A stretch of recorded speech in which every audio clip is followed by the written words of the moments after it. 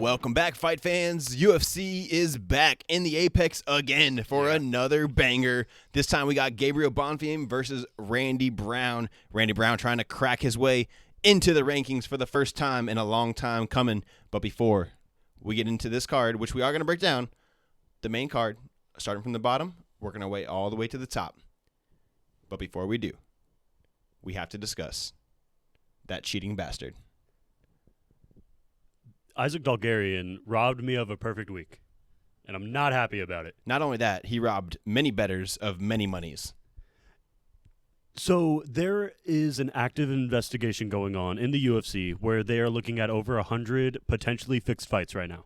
And Isaac Dalgarian is one of the most controversial ones. Blatant ones. I mean, just going back to that fight, there was a couple of times where it was like, okay, he's not fighting the hands during the submission. He's not looking to take down his opponent as he has done so many times. He got in on that double leg and refused to finish. He sure kind of half-assed it once he got in. Right. Watching it live, I didn't think too much of it. We hyped him up a lot beforehand. Yeah. We said this dude looks like a true contender. Maybe a champion one day. Yeah, he had a lot of promise coming into this fight, and I was actually really excited for it. And then, yeah, even DC in the commentary is like, he's not even fighting the hands. No. He's not fighting the hands. He's not doing anything. It was Michael Chisea came out afterwards and was like, it looked like amateur hour.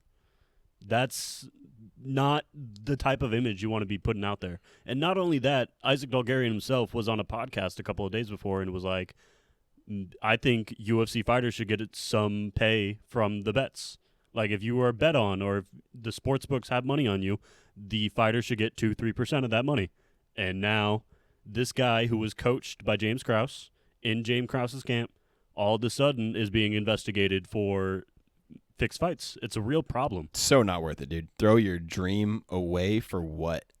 A couple more bucks. There's no way the amount of money that you just risked to get right now is going to equivalate the amount that you could have made. Yeah. I think I made a word up. It's Shout out to High Jive Picks, or however you say it. Great content out there for MMA fans. I follow him. I know I do. You do. You follow him as well. You sent me that thing. He was on it right away. He called that shit out from the beginning. He's put a few videos out since then. So shout out to him for one, always putting out good content, and two, calling that bullshit out as soon as he saw it, because he was right. Oh, yeah. He was absolutely right. He's the man. I like him a lot. But yeah, let's move away from that, and let's also talk about Waldo Cortez Acosta, his win over Ante Delia. Huge win. Great win. Great year for Waldo. Yeah, no, he's up there for Fighter of the Year. I'm not going to vote for him because he has number one, I don't have a vote, and also he's boring as shit to watch. But great knockout, way to bounce back from an eye poke. That's what you want to see. And that was just a weird ending. Yeah, the irony of Tom Aspinall's teammate eye-poking somebody, there was a whole lot of wrong going on with it, right? Like, it seemed like the fight got called off. Maybe we need a better way of letting the fight be known that it's called off. I don't know if, yeah. Because that's back-to-back weeks almost where the ref has said that it stopped but didn't stop it, right? The Frivola fight, remember? Mm-hmm. And then, he's sitting on the stool, right? And, I didn't care, but... apparently it makes a difference. I thought it was whack. Letting a guy sit on the stool and then not having a timer running. Mm-hmm. You're letting this guy rest while Ante is over there celebrating his win. Right. There needs to be a much better, more clear, concise communication. No, do not bring the stool in. Yes, start the timer. Yes. Or yes, bring the stool in. The fight is over. That's what it should be, in my opinion, at least. Once you're sitting on that stool, you're basically declaring, this is done. Well, I think what happens is, the guys who work the cage are probably just so used to and go, right? So it's maybe they see the fight gets waved off and they're like, okay, let the guys in or whatever type thing, right? Because someone's got to let the stool in. The stool doesn't just hop over. Yeah. Right? So things need to get cleaned up there. I'm glad that Delia lost because of Tom Aspinall's bitch-assness last couple weeks with his, if that might gets to the title, I'm a step away, or however he talks. Yeah, stop that. And talking about boxing. So yeah, this is a loss that needed to happen. Yep. Good for Waldo. And then one last thing before we get into our main card breakdown.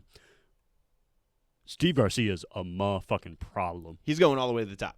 As he should. That guy is the man. And he is one of my favorite athletes because he looks like he's just picking bar fights. He's not He shredded. looks like a regular dude. Yeah, he's got like no muscle mass to him whatsoever. No. He's just flabby and powerful and gangster. Going out there to knock dudes out in the first round consistently. That makes, 5 of his last 6 fights first-round knockouts? And not only that, like when he's hitting these dudes, like they are reacting. Like Yes. you would think he is the most powerful hitter in the division. And that's why I would love for him to get matched up with a simple Josh Emmett in the near future. Fun. If we could. We mentioned last week how terrible the featherweight rankings are right now as far as like active fighters and who's booked to fight. There's nobody. It's a problem. So you could say like, oh yeah, he should fight blank because all 1 through 10 are freaking available. So it's impossible to even try to match make for Garcia. The only thing that you can think is who fought recently. Zalal beat Emmett. Mm-hmm. I don't want to see Zalal versus Garcia, respectfully. I say put Zalal up against Ortega and put this dude up against Emmett, and let's have a new wave come into the top 10. I also thought Gene Silva for Steve Garcia. I think that's a lot of fun, but I don't know. The only reason I didn't double down on that, and then yes, it would be a lot of fun. It could main event, but I think that Gene's probably going to bounce back sooner. More than likely. Not that Steve took any damage though. So he could honestly be the most active featherweight in 2026, and honestly, he should be. It's just a matter of who has the balls to sign the dotted line against that guy. not me. All right. With all that being said, let's get into our main card breakdown, starting at the bottom with Christian Leroy Duncan versus Marco Tulio. This is going to be a banger. This fight alone deserves to be in front of a crowd. Absolutely. We hate that this card is in the Apex, but I guess hate any card being in the Apex. Yep. Dana's got to pinch pennies somewhere, I suppose, and this is how they are choosing to do so. But Marco Tulio is one of my favorite prospects in the UFC right now. His legs are massive. Like, both of these guys are going to step into the octagon, and you're going to be like, these are 185ers? That's a great point. They're huge 185ers, and Marco Tulio is just so fun at striking. Christian Leroy Duncan's really good, too. So I kind of hate that this matchup is happening because I do like watching both guys, but I personally think Christian Leroy Duncan is more of a calculated, like I'm going to throw my strikes when I want to, not necessarily a counter striker, but tactical, where Marco Tulio, at least against Tresean Gore, was like, I'm here for highlights and highlights only. He was looking for so many spinning back kicks or heel kicks, finishes. It was great. I think this will be a great Taekwondo type of fight. Both of these guys are great with their leg kicks, body kicks, head kicks. I see a lot of spinning shit going each other's way. Who do you think is going to win? A lot of elbows, too. A lot of these guys are great point. Big elbow throwers. This is an awesome matchup. I hate that this fight has to be an opening at the Apex. Good God. This could be a main event. And if you're doing in the Apex, it could be the main event. You're absolutely right. With that being said, I am going to choose Marco Tulio. He is one of my favorite prospects right now. I think that he's going to find a way to get it done by TKO. And I don't have the most confidence saying that because I think Christian Leroy Duncan's a real problem. He absolutely is, and that's why I'm picking him. I trust Christian Leroy Duncan's chin more than Tulio's. Tulio got caught a couple of times in that Tresean Gore fight, and I think more power is coming his way via CLD than Tresean Gore. I think there's no way this fight goes to decision. If it does, I'll be shocked. I would bet a lot of money on the under, whatever it may be. But banger nonetheless, fight of the night candidate, and as it deservedly should be. Shall we move on? Yes, the only thing I was going to say about Tulio is I do think that he was given very favorable matchups early on in his UFC career. 2-0 on the Contender Series, mind you. I did rewatch his LFA fight in between, and he puts these guys out so cold. But yeah, favorable matchup nonetheless. The level of competition for Leroy Duncan is much stronger. I will say that, and now we can move on. All right, we got Ricky Simone versus Raoni Barcelos. Battle of a couple of veterans. I didn't realize Ricky Simone was in the UFC for as long as he was. Oh, yeah. I think he has a win over Merab, doesn't he? He has the only UFC win over Merab, I believe. It is a submission. Finished him. In one of his first fights. This is, like I mentioned, a battle of the vets. I think it'll be very tactical. Fun to watch if you like the chess game that MMA is. Ricky Simone, good grappler. Raoni, good grappler. I think both these guys can swing back and forth. Barcelos has like old man power, and his sixes that come up the middle are ridiculous. Like seeing that a lot, but I like Ricky Simone just a little bit better. I can see him winning in the decision in this one. Yeah, I don't think that the way that Barcelos has been winning is going to be possible with Simone, because Simone is a much better grappler than the likes of Peyton Talbot and Cody Garbrandt and Christian Quinones, to be honest, too. So Ricky Simone's awesome. He was skyrocketing his way up the bantamweight rankings. There was a lot of talk about him and Sugar Sean eventually meeting up at the time. Then he ran into Song Yadong, got the KO loss, lost to Mario Batista, who's a stud, lost to Vinicius Oliveira, Lockdog, who's another top-ranked bantamweight coming up. So honestly, all of his losses are very respectable. And then he's bounced back. He had a crazy, awesome KO win over Basharat. Yes, he did. Oh, my goodness. He left him out bad on the canvas. Yeah, and then he beat Cameron Smotherman since then. And, I don't see Barcelos having his way with Simon. I got Ricky by decision. 1-1. Let's move on to Chris Padilla versus Ismail Bonfim, the older brother of the man in the main event. I think there are a couple of holes in Bonfim's game. Tell me. Particularly, he leaves his body very open. I would say that he's pretty good defensively, but he's way more concerned about protecting his head than protecting his body. If you can land those liver shots throughout the fight, I think he's going to have a real hard time dealing with it. And if you can get him on the ground, 4 of his 5 losses have come on the ground. I'm not saying that Padilla is necessarily a world-class grappler, but I think that this Bonfim brother is a lot more beatable than his younger brother. Yeah, I don't like this Bonfim brother, to be honest. And I didn't like him before he knocked out Terrence McKinney. And when he did, I was like, okay, maybe he is good.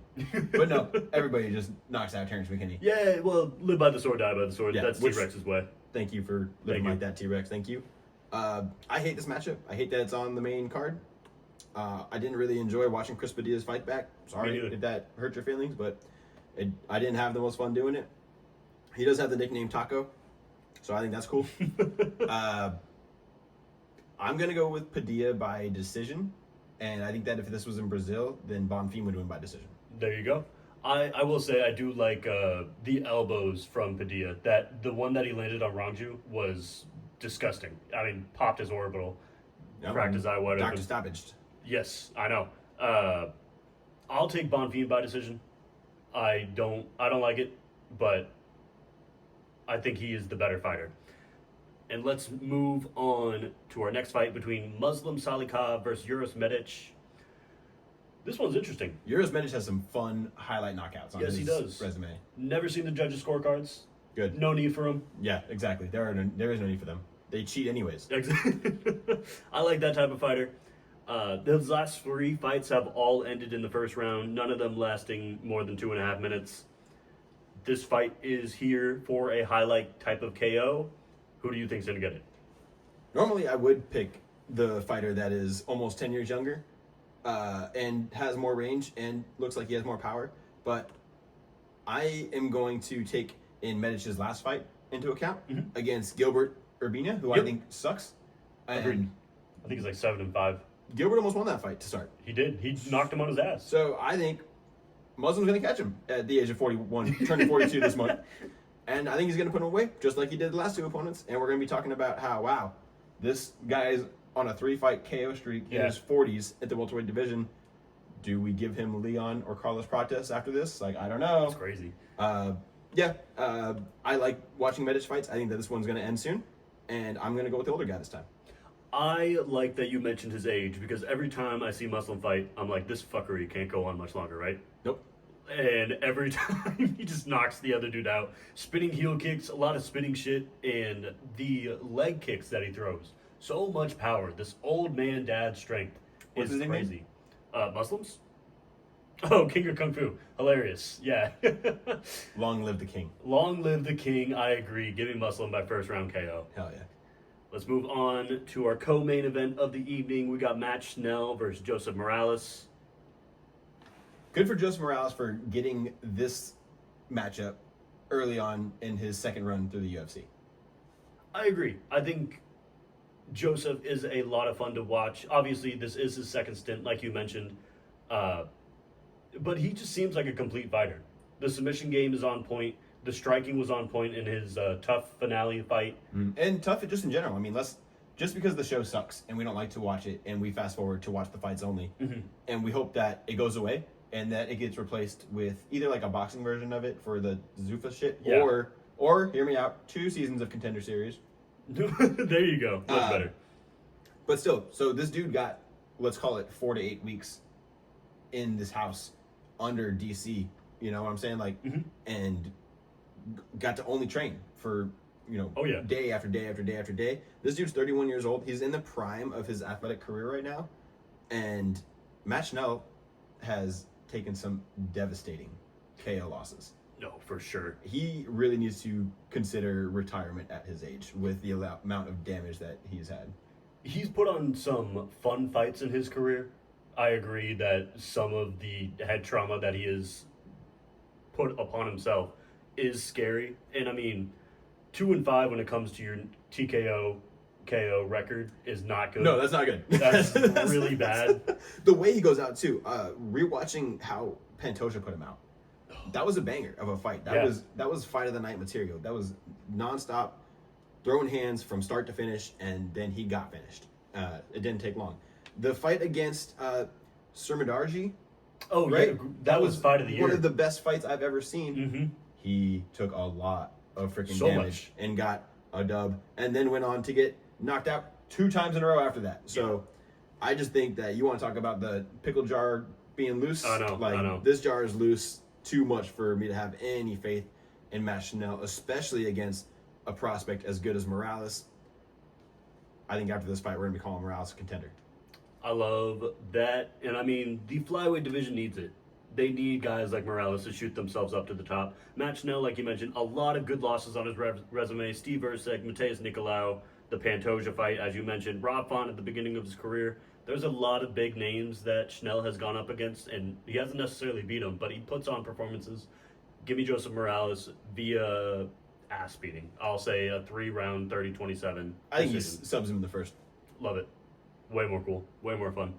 But let's move on to our main event of the evening. We got Gabriel Bonfim versus Rude Boy Randy Brown. Call me Rude Boy. I like this fight a lot. I like Randy Brown a lot. I like Randy Brown a lot too, man. I've always enjoyed watching him fight. Let's not forget that he had a fun fight with Jack. Yeah, you did. So what I love about Randy Brown is his frame. There's something about these guys who aren't necessarily like super bulky. They're slender. It's the Alex Pereira, Izzy Adesanya type of build, where these dudes aren't huge, but they got length and they got a lot of muscle mass within their skinny frames. And when they hit you, you're out cold. It's real bad. I mean, just going back to who was it? The Muslim fight. Yeah, well, Randy the Brown. guy that we just talked about. Yeah, the last guy to beat Muslim. So when he hit Muslim, I mean, his fist just scraped across his cheek, and Muslim was out bad. He did not want to continue the fight, and of course, Randy follows it up with one more hammer fist on the ground. He's done. I love Randy Brown's frame. I love his style of fighting. It's very weird and unique. I think he's going up against one of, if not the best, potentially fighter of his career, besides JDM, the champ, obviously. Gabriel Bonfim is a really complete fighter. I know, he looks like a submission artist, but he can stand on the feet and he can trade back and forth with them. 13 out of his 18 wins come from submission. Yep. That's pretty impressive. I actually, so yes, what you just said is right, but I think he's kind of sloppy with his striking. Sure. And even in his Contender Series fight, especially, I would say, he comes out and he's almost trying to get that impressive KO, right? Because it's maybe one of those weeks where oh shit, like Dana said, if we don't show up, we're not going to get the dub. So he comes out and he's swinging a lot, and he was landing occasionally, but it looked really sloppy and messy. And then he went to side control and subbed the guy immediately to get the contract. And they're like, oh god, this guy's right. Nicholas Dalby was able to put him away, and we just saw one of the best fights of the year between Randy Brown and Nicholas Dalby. Go back and watch it if you haven't seen it. Bonfim has a split decision win over Wonderboy Thompson. Yes, he does. I disagree with the outcome. Watching it back, and even watching it the first time, I thought that Wonderboy won. I think that damage should count more than holding a guy against a cage, but hey, I guess depending on the flag next to your name, you got to do it. You got to do what you got to do. Some wins come easier than others. I don't think that there's a chance in the world that Bonfim lasts 5 rounds with Randy Brown. So you got Randy Brown by finish TKO, if not lights out. Like Randy Brown's striking is going to nullify Bonfim's. Bonfim, you barely last 3 rounds with Stephen Wonderboy Thompson.